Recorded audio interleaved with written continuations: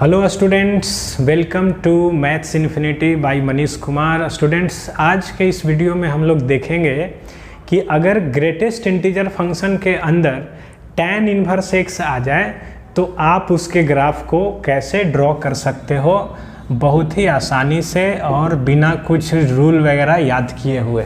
ठीक है, तो हमारा टॉपिक है ग्रेटेस्ट इंटीजर के अंदर tan इनवर्स आ जाए तो ग्राफ कैसे ड्रॉ करते हैं। इसके लिए क्या करना है, आपको दो फंक्शंस का नेचर मालूम होना चाहिए। पहला ग्रेटेस्ट इंटीजर फंक्शन और दूसरा tan इनवर्स x। तो ग्रेटेस्ट इंटीजर फंक्शन का बेसिक आइडिया आपको है कि जैसे 0 से 1 के बीच में नंबर देते रहेंगे तो वो 0 को ही एडॉप्ट करेगा। जैसे ही हमने 1 दिया तो फिर वो 1 को कंटिन्यू करेगा और तब तक करता जाएगा जब तक कि हमने उसको 2 नहीं दिया। तो ग्रेटेस्ट इंटीजर फंक्शन के लिए ये जो है ना, ये क्वेश्चन की तरह काम करेगा। बात को समझिए कहाँ से हम लोग को ड्रॉ करना है। ये ग्रेटेस्ट इंटीजर फंक्शन जो है उसका नेचर क्या है, 0 से 1 के बीच 0, -1 से 0 के लिए -1। तो ये जो है ना, ये क्वेश्चन की तरह काम कर रहा है। तो हम इससे पूछ लेंगे कि तुम ये बताओ 0 कब दोगे, फिर 1 कब दोगे और क्या क्या इंटीजर तुम दे सकते हो। तो अगर हम tan इनवर्स के नेचर को समझ जाएंगे तो ग्रेटेस्ट इंटीजर के रूप में उसके ब्रेक करना काफ़ी इजी हो जाएगा। तो चलिए सबसे पहले हम देखते हैं tan इनवर्स x से रिलेटेड 2-3 बात, और इससे आप ग्राफ भी इसका सीख जाओगे।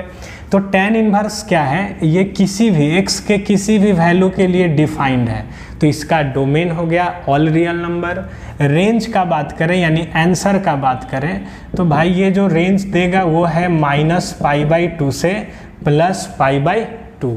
ठीक है, और इसके बाद 1-2 पॉइंट अगर और याद रखेंगे आप कि जैसे tan इनवर्स x एक ऑड फंक्शन है, 0-0 से पास करता है, इंक्रीजिंग फंक्शन है, तो इसका ग्राफ ड्रॉ करना काफ़ी इजी हो जाएगा। तो tan इनवर्स x का ग्राफ हम लोग कुछ इस प्रकार से ड्रॉ करते हैं कि x के हर एक वैल्यू के लिए डिफाइंड है, मतलब फ्रॉम -∞ टू +∞, ये कहीं भी जा सकता है।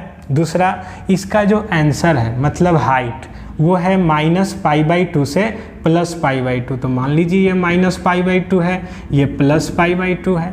ठीक है, इससे बाहर नहीं जाएगा, इसी दो बाउंड्री के बीच में रहेगा। कौन? tan inverse x।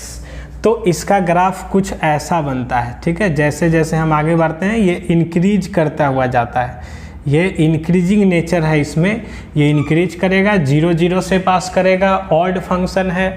तो जैसे जैसे हम आगे बढ़ते जाएंगे ये π/2 को एडॉप्ट करने की कोशिश करेगा यानी अप्रोच करेगा।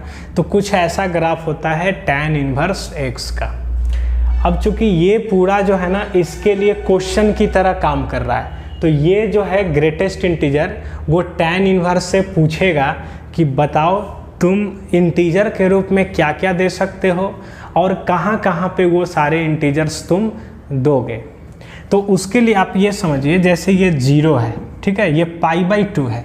π/2 का मतलब हो गया लगभग 1.5, क्योंकि π का वैल्यू लगभग 3 है, 3.14 है, तो /2 करेंगे तो 1 से ये थोड़ा अधिक होगा। तो यहाँ पे मान लेते हैं कहीं 1 है, 2 कहीं आगे होगा, है ना, 0 है ही ये। उसी प्रकार ये -1.5 है तो ये -1 होगा।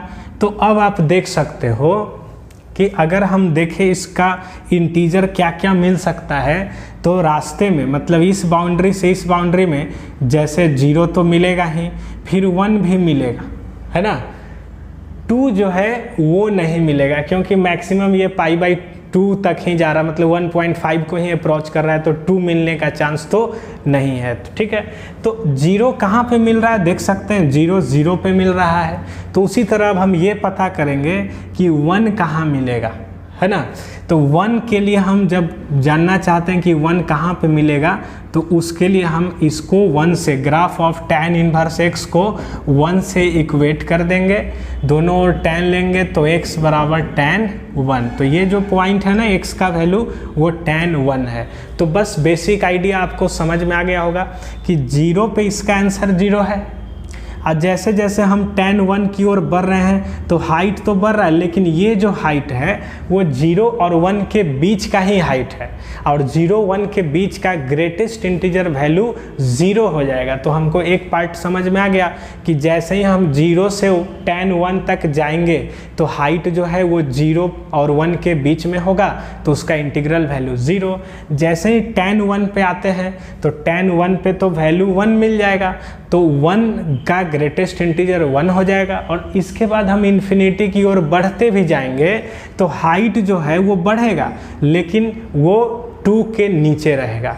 तो 1 से बड़ा है लेकिन 2 से छोटा है, तो उसका इंटीग्रल वैल्यू 1 आ जाएगा। तो ग्राफ का बेसिक आइडिया मिल गया। उसी तरह अगर हम -1 की बात करें तो ये चूंकि ऑड फंक्शन है तो -1 ये कहाँ पे देगा, -tan 1 पे देगा। तो बस इसके बाद हम लोग इसको ग्रेटेस्ट इंटीजर के रूप में कुछ इस प्रकार से ड्रॉ करेंगे। आप देखिए,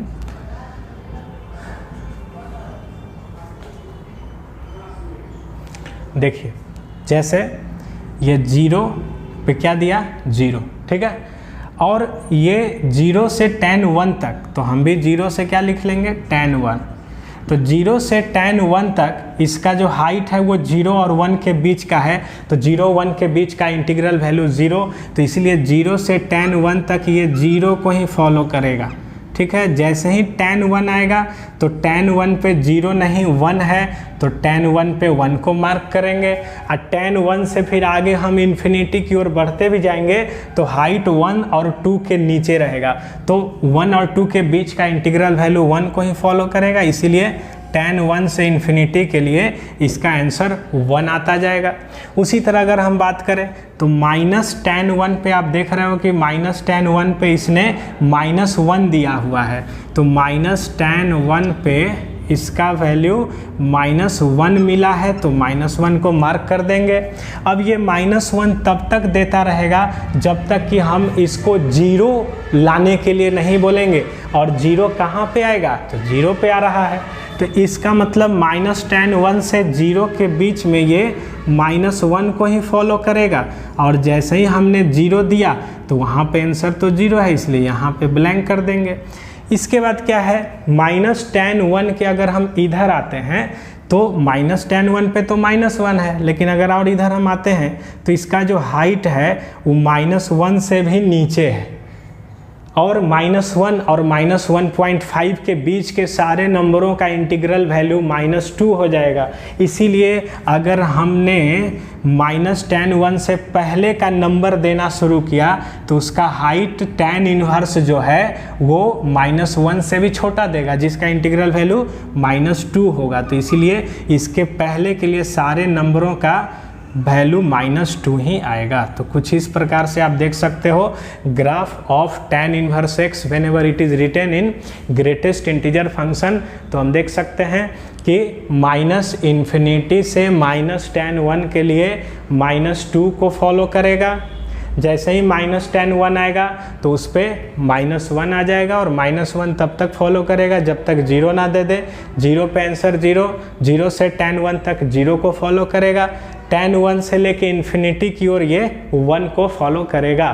तो स्टूडेंट्स, आई होप कि आपको इस वीडियो को देख करके greatest integer tan inverse x का ग्राफ बनाना काफ़ी आसानी से आ गया होगा।